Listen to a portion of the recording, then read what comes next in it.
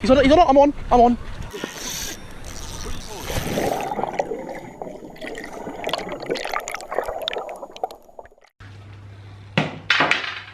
Alright guys, a little bit of story time.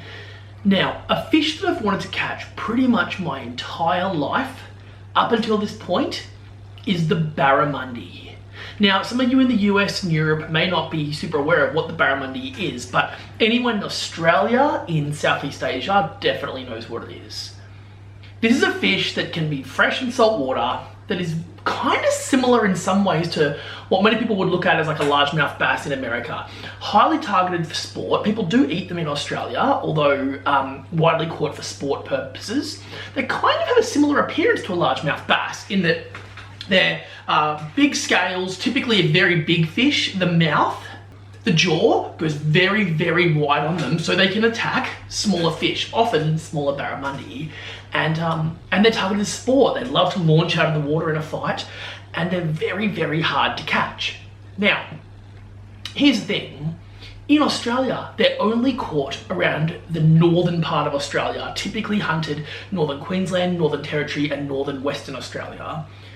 Anyone who knows Australia very well knows that I live in Brisbane, which is a long way south of there, and the majority of Australians live far south of there. When you look at Sydney, Melbourne, they're right down in the southeast of Australia. These fish are also caught through Southeast Asia, right? All through PNG and upwards through Singapore, Malaysia, and Indonesia. Now here's the thing. I've been so fascinated in these fish, but for me to get to northern Queensland or to Northern Territory, where they're much more commonly caught, that's flying for a couple of hours. That's not like a short drive. So this interest led me to a place called Bly Bly. This is a private facility where a group of people have gone in and effectively have built a sport fishing complex where you can target barramundi. And it is a fascinating, fascinating place. Now, when I went there, I kind of had this feeling that this would be an easy catch, right?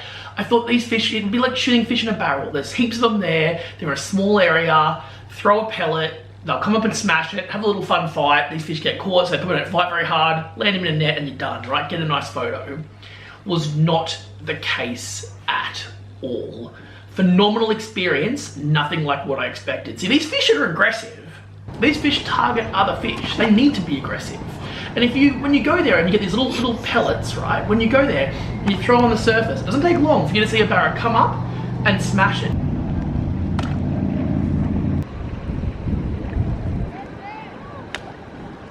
So see that?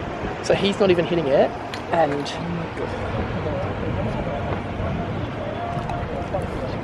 no, not broken. See that? There's a big one coming. Two big ones. Three big ones. Okay. Here we go. Just look at it. They're massive. This is the one. This is the one. Oh! Oh! Is that one that tried to hit it?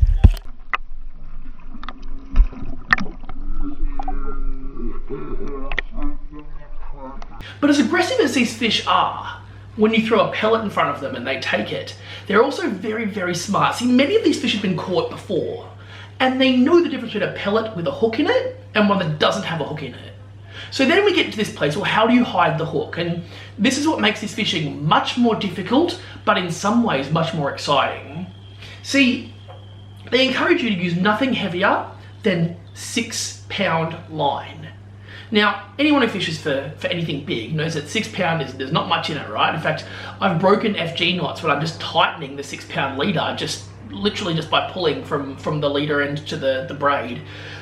6 pound is not heavy at all, but it's something that they encourage you to use because the fish won't see the line, and these fish are very, very good at seeing the line.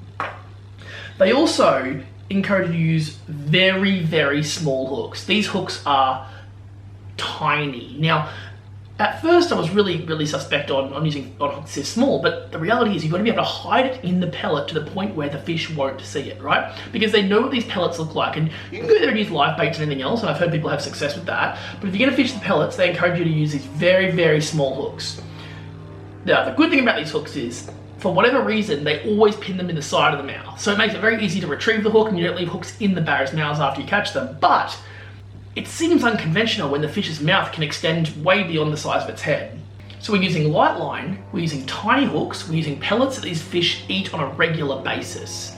Then the question comes up, well, what happens when you plant one of those right in front of their nose? And you know, if you've just been watching, then you've seen that these fish will go up there and smash a pellet. But the minute there's something a bit uncertain about that pellet, they get a lot more suspect. Check this out.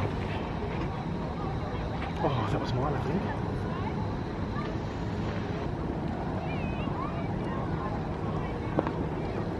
Dude, they're pretty smart. Another big one under mine. He's going for it. No. Oh. See? Nah, dude, he's coming up and looking at it and then going away. So these fish are smart. We know they're smart. We know that when they see something slightly unusual, they see a hook sticking out, they see a tag end on the knot that attaches the hook, they'll go up there, in some cases actually even bump it with the top of their snout to see the pellet move. And then they'll just turn around and disappear if they know there's something wrong with it. So then, the question is, what do? Well, occasionally, if you get that hook just right set in that pellet and you plant it in the right place and that fish is hungry, it'll take it. And then the trick is in setting the hook. Oh, there's two. Oh, I'm on, for sure. Oh.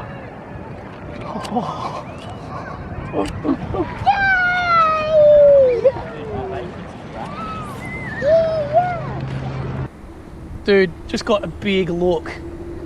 This guy just came up, spent like 10 seconds under it, and then just... Oh, here he is. On.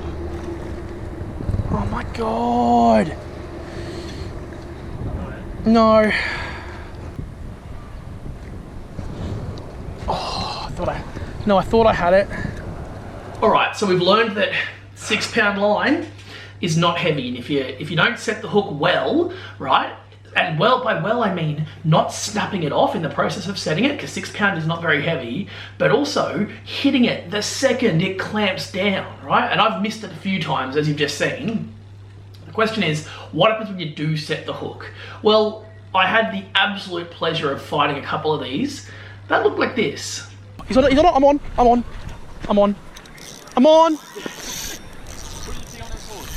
I am recording.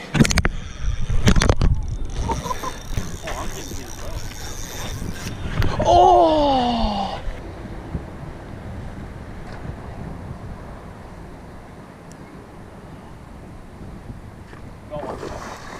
Oh my God. You see that?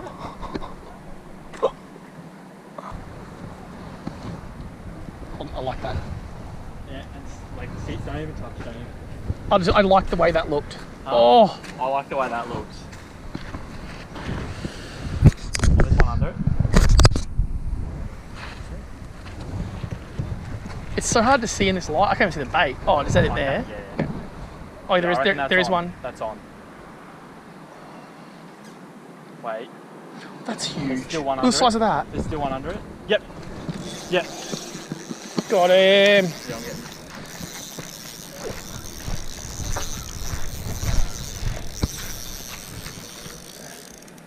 Oh.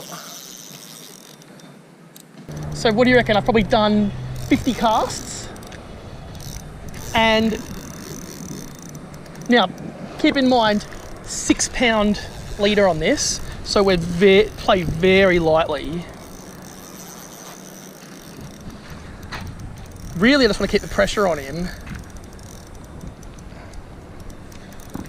How big do you reckon? Not, well, I don't know. I've got no like context on how big these things get. Oh, I don't like the... That's right, keep it. I just want him to go around that corner, but I don't think he is. That's right, no, he's not. Whoa! Okay, yeah, he's a jumper. If he oh. Yeah, he's gone around the corner, bro. Yeah, I don't think I'm gonna. It's fine. Because if he goes around that other corner. Come over to this seat, because then you've got that straight angle. Oh, hang on. He's actually pretty big, dude. Oh, he's way down there. I can see him. He's way down there. He'll wear out, he'll wear out. Oh my God, dude, he's going around the island. Literally. I don't think there's anything I can do at this point. Oh, dude, he's way down. Oh, he's right in front of them jumping.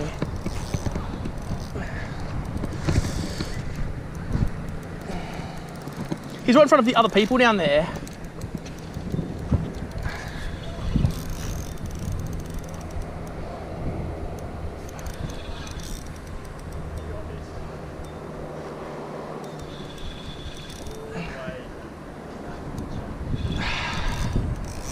Oh, he jumped! He jumped off the tree!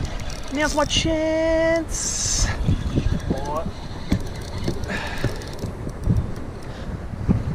G'day!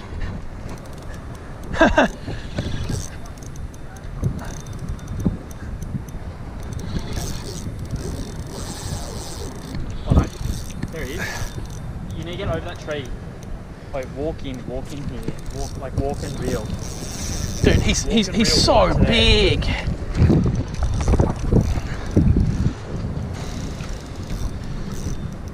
I reckon literally come here because you need to get over that tree.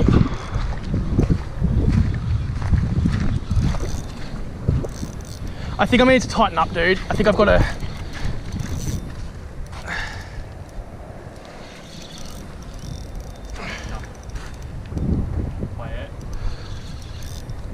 This is a little brim rod.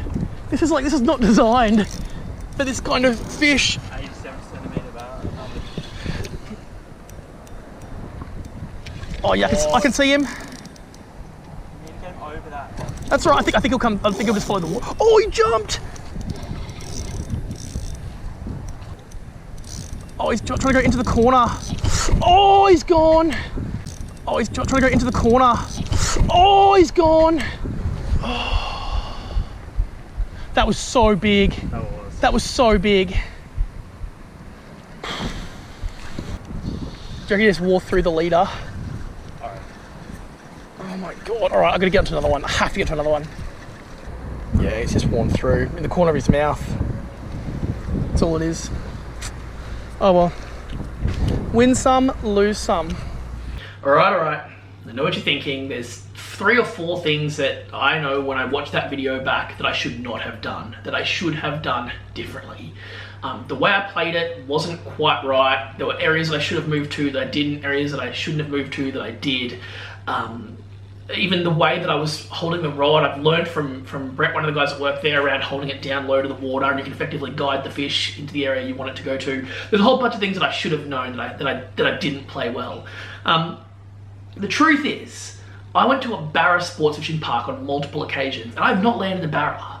And the reality is, this is fishing. And I could go out to the bay, and I could go and, plant a big slab of mullet down there on a big hook and hook up on a shark. And really, it's because there's so many sharks and they're hungry. They don't get fed like these Barra do. These Barra are fed every single day by people like me, who go there and cast a line or throw out some pellets of burley. They come up, they eat, and they disappear and they hide. These fish literally eat for a living, right? They sit there and they eat and they chill, and that's what they do day in, day out. So what happens when you land one? How do you land one? I don't know, I can't speak from experience. Not yet. Well, not quite yet. There's a few more trips planned and I've got a good feeling about it. But in the meantime, I was there with my cousin Jamie. My cousin Jamie and I have fished many times together. We've caught snapper in the bay. I've been trying to find a good day when the conditions are like they are today, ironically, to go out with him and go and get some sharks. Went out with him and he managed to hook up a nice one and land it. So props to him. I've got to give him a lot of credit. As much as I fished a lot more than him in my life, he nailed this one. So this is Jamie landing, he's actually his 4th ever Barra, but his first one on this trip. There we go. That feels good. Got him. You're joking? Yeah, go on.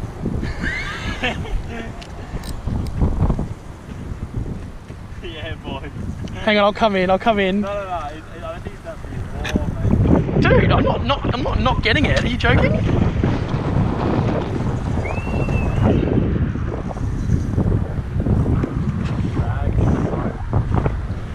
Where's he running to? It's over there. Oh, he's running to the reeds. It's not big at all, I don't think.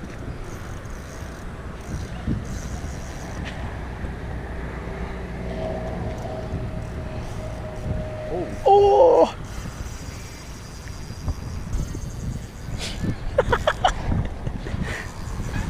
What? Dude, it's going so far. Orange. Oh, it's not too far. Oh, is he literally just sitting there in the reeds? No, he's coming. Oh, Jesus. It's got some weight behind it. Oh, that's pretty heavy. So with 6 pound, you're just not fighting at all. You're just real easy. Oh, he jumped. Oh, you need to bring him back past that line. Yeah. How's he feeling? How's he feeling? It's pretty good. He's tired for sure. Oh, they got a brim. What the hell? Is it a brim? Yeah. He's very close. He's pretty much just he's coming in easy. I feel like he's going to do another run. That's all right. Oh, you can see. Oh, yeah, I love. Oh, there he is, dude. He's a good size. Are you joking? He's big. What?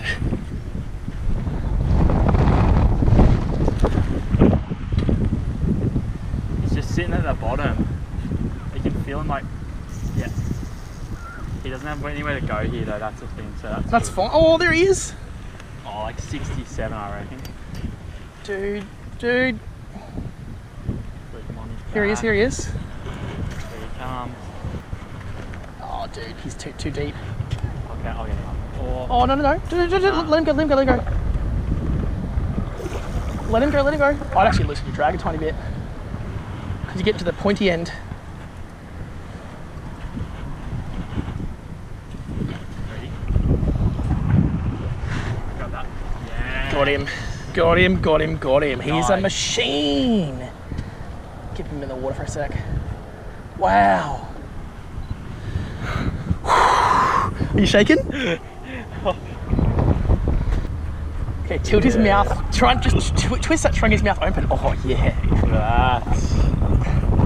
Dude, Beauty. that's a sensational fish.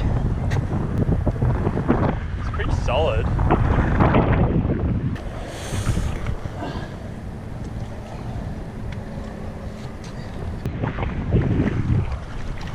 Dude. That was a banger. So there you go. A lot of learnings to be had in this trip. As I mentioned, I've definitely got planned another few trips. I'm going to land this fish and it's going to be an epic experience.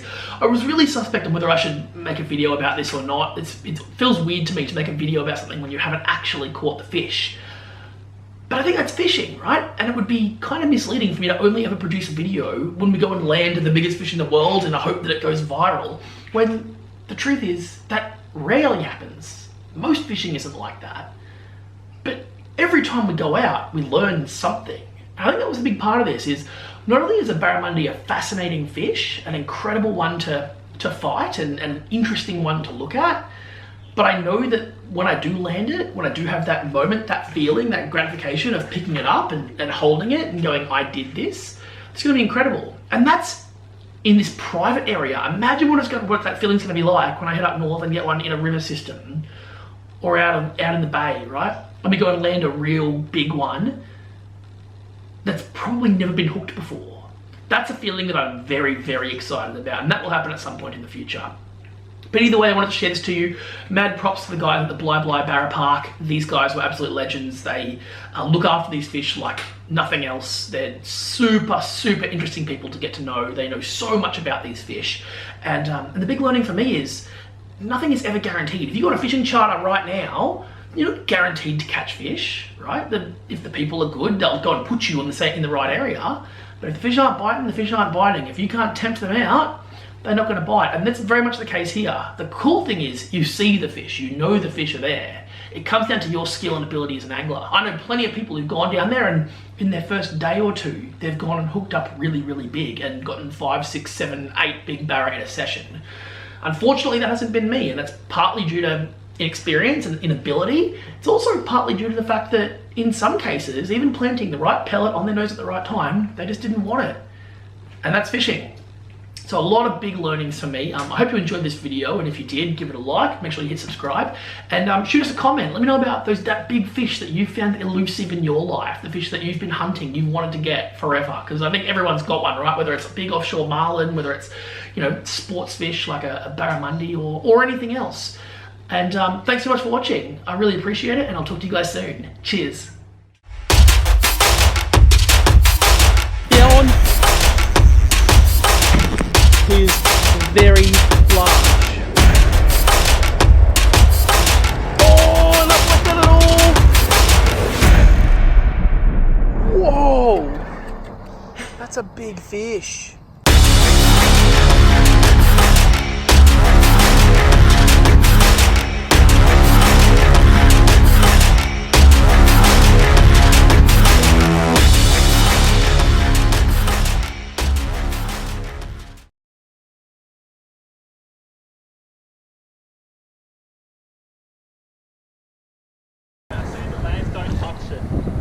Like leave that, don't even pull. Like that? Surely. Not that I'm an expert, but Well, you've now landed 3. I just really want you to land one. I just want to land 1. Like really bad. Oh, this bloody barra.